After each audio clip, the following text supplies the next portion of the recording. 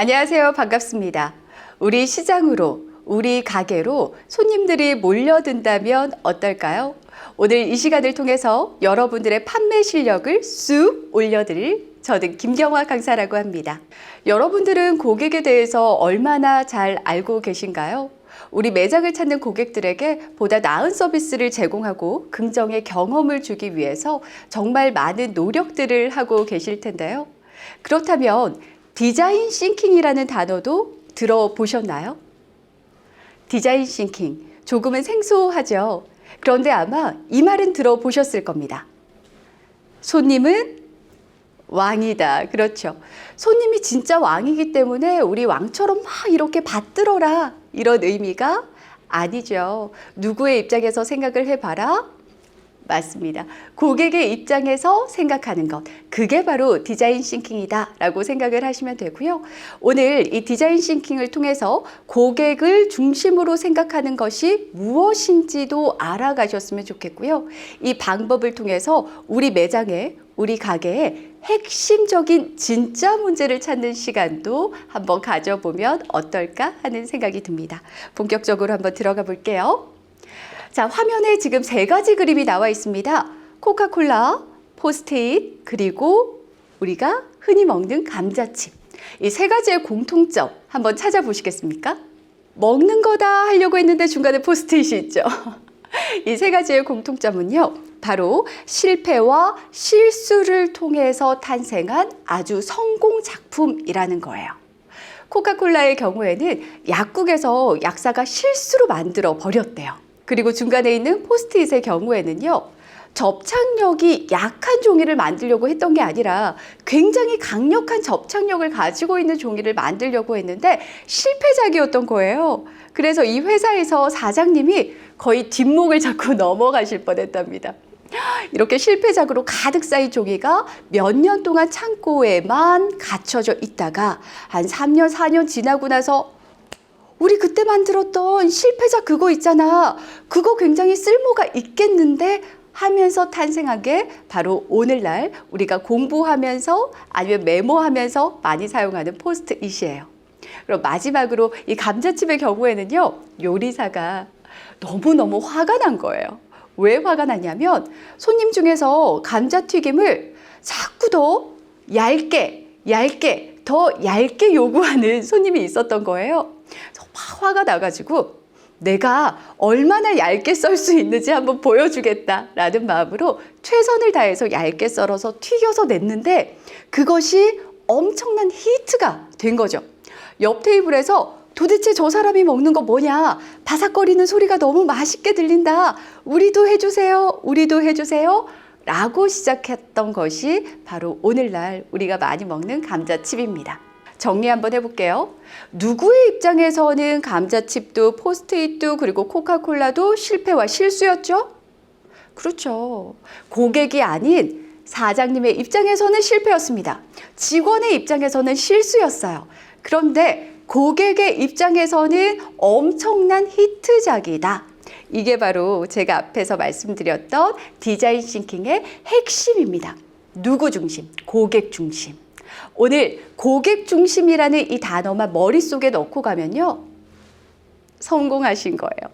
그리고 오늘 제가 말미에는 어떻게 우리 매장에 직접적으로 적용시키는지까지도 알려드리도록 하겠습니다. 아이들이 외출하고 돌아왔을 때 바로 해야 하는 거 있어요. 뭐 해야죠? 손을 씻어야죠. 여러분들 혹시 자녀가 계시다면 아이들한테 외출 후에 손 씻어 라는 말 어떻게 하세요? 한 번 이야기하면 듣나요? 손 씻으라! 빨리 씻으라! 그죠? 저 같은 경우에도 저희 집에 있는 초등학생들에게 손 안 씻으면 너희 감기 걸려. 그렇기 때문에 빨리 씻어 라고 저는 정말 좋은 마음으로 아이들 건강을 생각해서 이야기하는데 아이들의 입장에서 저의 말은 잔소리처럼 아마 들릴 거예요. 미국에 있는 한 교사가요, 이런 방법을 생각해냈습니다. 아이들 손등에 도장을 막 찍어준 다음에요. 어떻게? 쉬는 시간에 내가 미션을 줄 거야. 지금 손등에 다 도장이 찍혀 있지? 너희가 쉬는 시간에 가장 빠르게 화장실 가서 손등에 도장을 싹 다 지우고 오는 친구에게는 사탕을 10개 주겠어? 라고 한 거예요.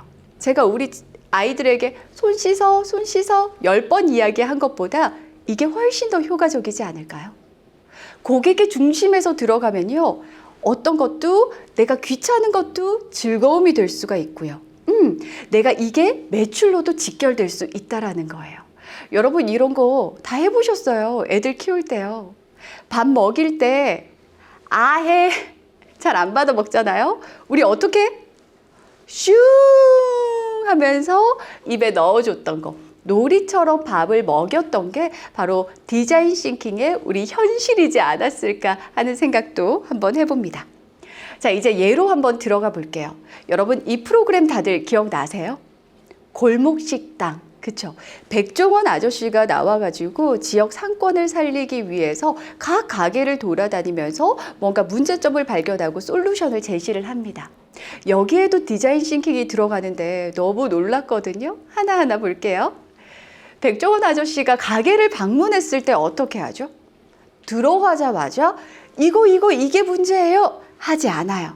제일 처음에 하는 거는요. 맞습니다. 관찰부터 하죠. 어머, 이거 간판이 왜 이렇게 달았어요? 메뉴판이 이렇게 존재하고 있네요. 먼지도 한번 닦아보고요. 주방으로 들어가서 냉장고도 열어보고 물어봅니다. 뭘 물어보죠? 이거 뚜껑은 왜 없어요? 이거 고기는 언제 어디에서 사온 거예요? 왜 이 부위를 씁니까? 이런 것들을 막 물어보기 시작하죠. 제가 굉장히 재밌게 봤던 편이 바로 지금 화면에 나오고 있는 이 편인데요. 김치찌개 집을 간 거예요. 근데 다 막 물어도 보고 관찰도 하고 막 냉장고도 열어보고 했는데 다 괜찮았어요. 그래서 맛도 한번 봤거든요. 맛도 괜찮은 거예요.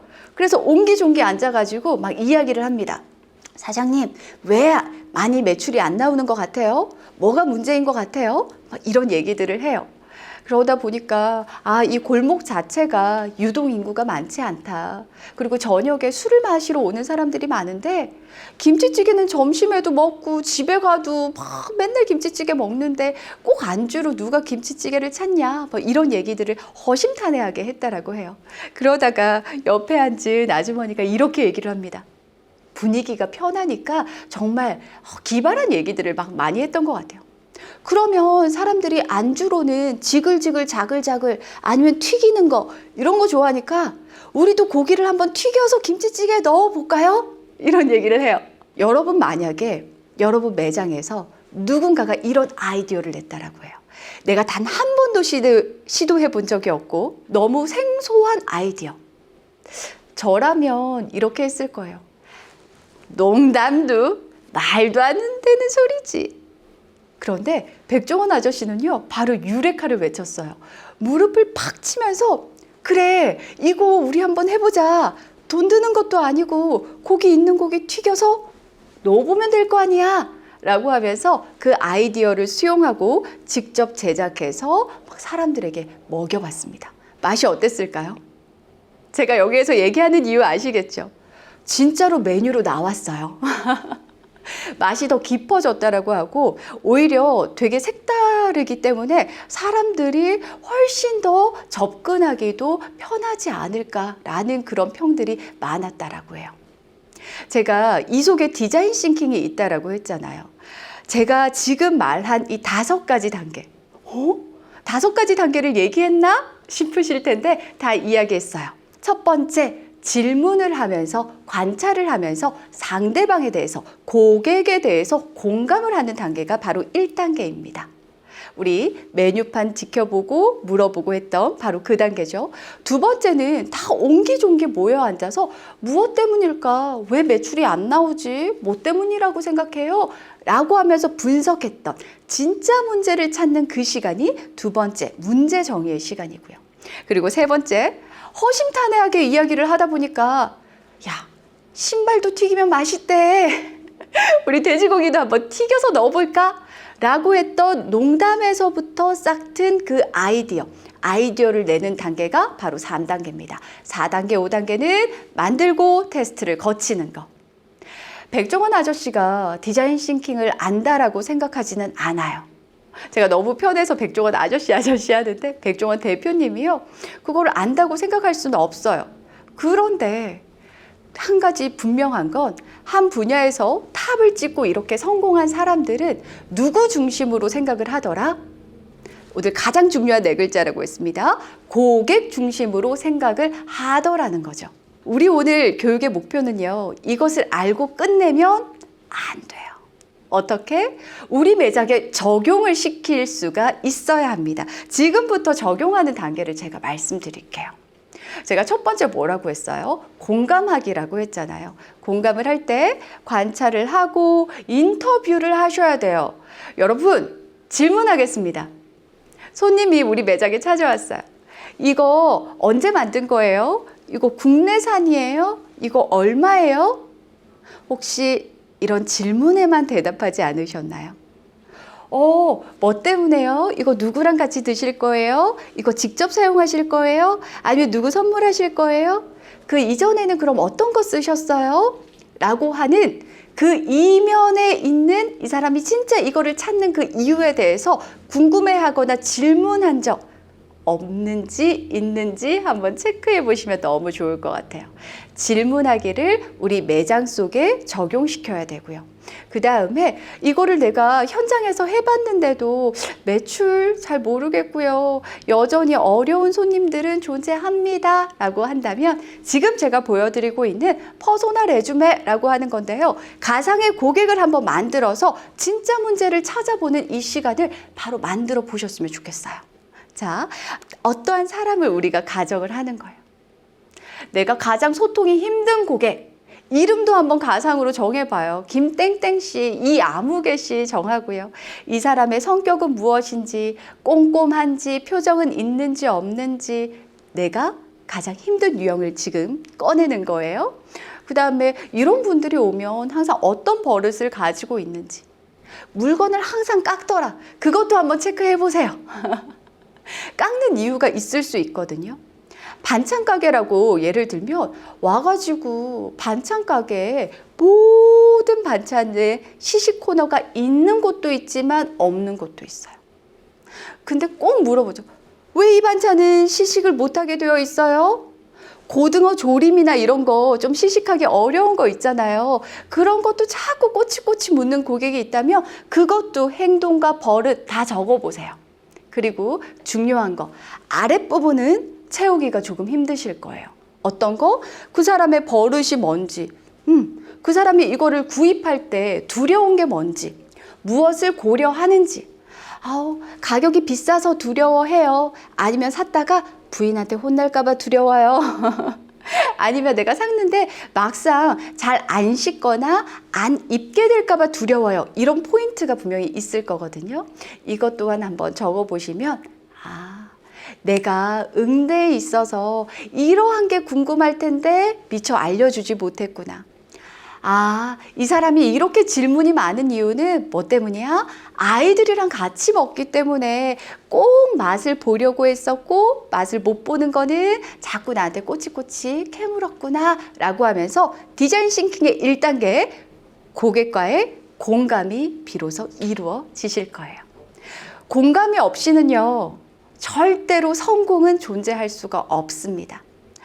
야, 머리 좀 짜내봐. 여보, 우리 함께 매출 올리기 위해서 어떻게 하면 좋을지 가게 좀 인테리어 바꿀까? 뭐 이거 DP 좀 바꿀까?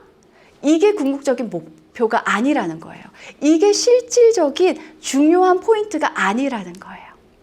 고객님들이 오셨을 때 디자인 싱킹의 방법으로 1단계 질문하고 관찰하고 공감하는 이 과정 반드시 한번 해보시기를 적극적으로 추천드립니다.